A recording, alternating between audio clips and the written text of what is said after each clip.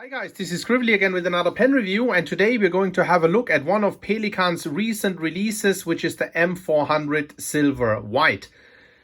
The M400 Silver White, to the best of my knowledge, is not a special edition, so it means it will enter the regular lineup of Pelikan, so to speak.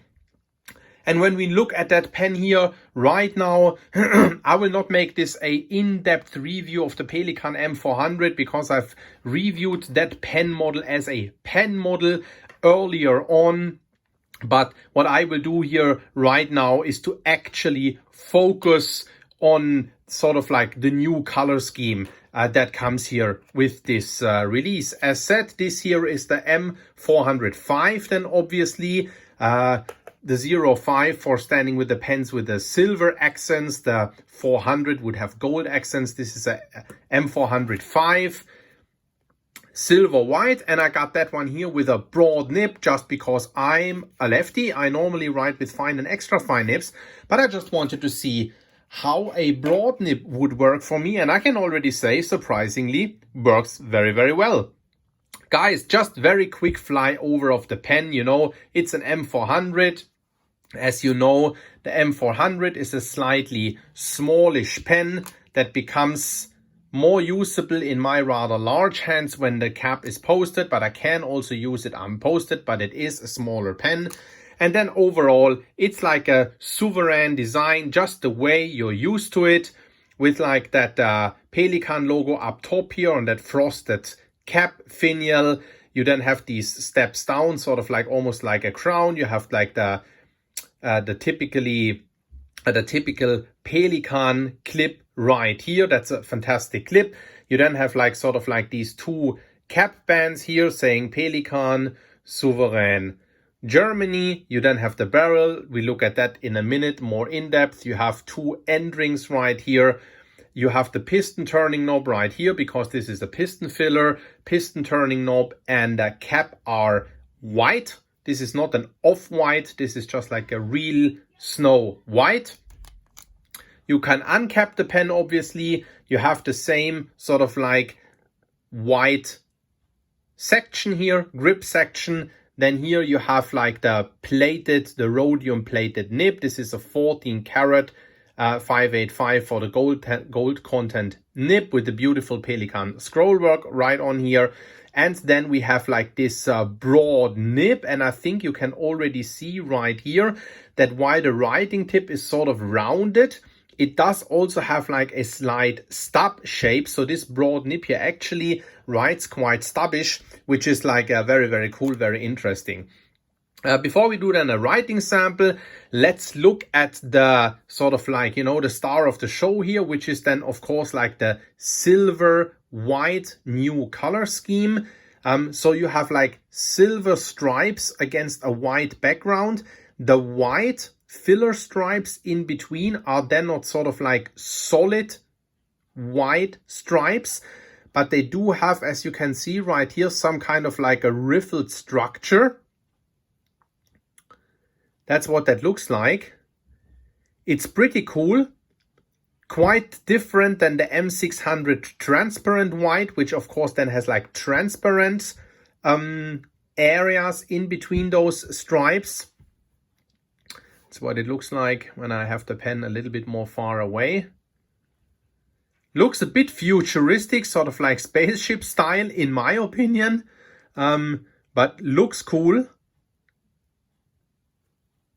The one thing I will say is that, like, as you can see right here, this is completely non-transparent. So you will not be able to see the ink level in the pen through those stripes.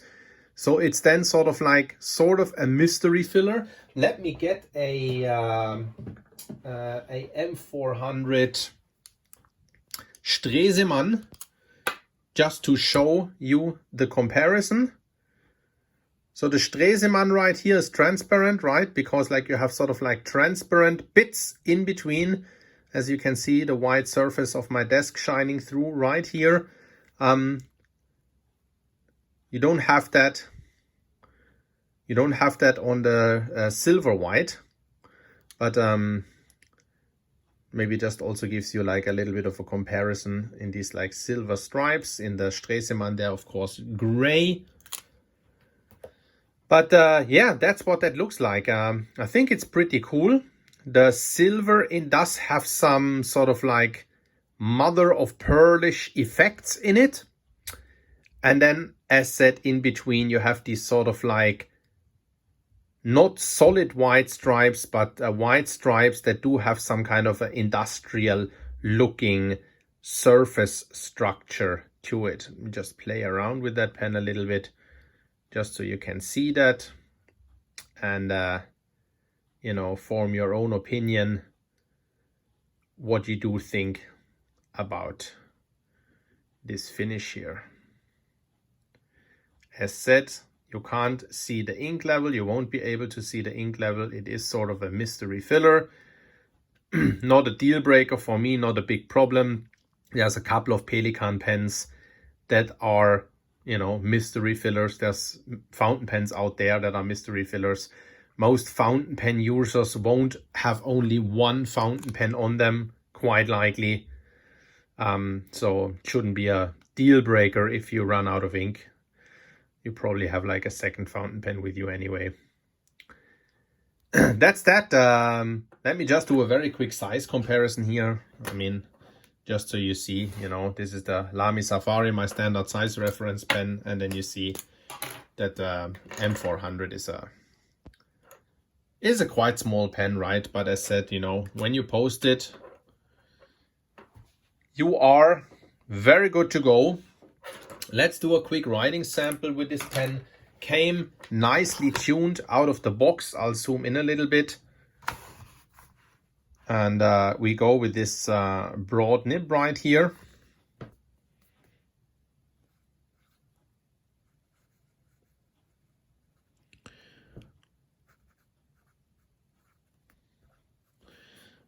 Oh, it's not the Pelikan M404 obviously, but a Pelikan M405 inked.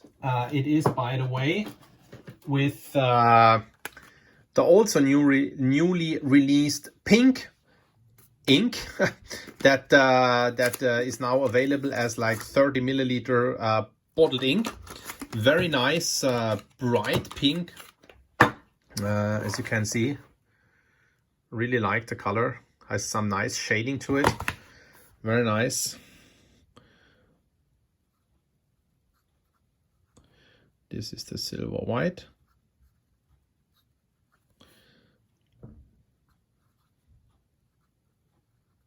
The broad nib. You see my handwriting is slightly smallish. So, I mean, that broad nib, you know, in sort of official terms is actually too broad for my handwriting, because there's this rule of thumb that if you write an O or an E, sort of like these middle blobs or holes, they should not be filled. They should be sort of like empty, such as this for a small e. If you know, this here is empty. So if that's empty when you write, it means that you have the right nib size, as you can see with the E on the Pelikan and the A and the E in the silver and the E in the white and the broad, right? I mean, I did an A here anyway, but the broad. So you see that all these empty spaces, or these spaces that are supposed to be empty, are filled with my handwriting. Because that nib then is too broad for my rather smallish handwriting. Just giving you the general rules here. I personally don't care about this at all. I like this broad nib, puts a little bit more ink on the page very, very nicely. So it works for me, but you know, I told you that the nib has a bit of a stubbish character, as you can see here.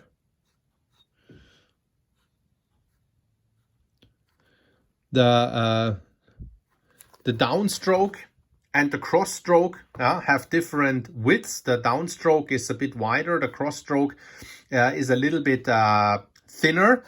So that makes for some nice line variation right here. Pelikan, these broad nibs, they are quite wet, as you can see right here, but it writes fantastically. I think in the future I'll probably go for the one or other a pen in a broad nib in the future instead of my usual fines and extra fines. I hope this review here regarding this color scheme was useful to you, and I'll see you at the next review. Ciao, ciao.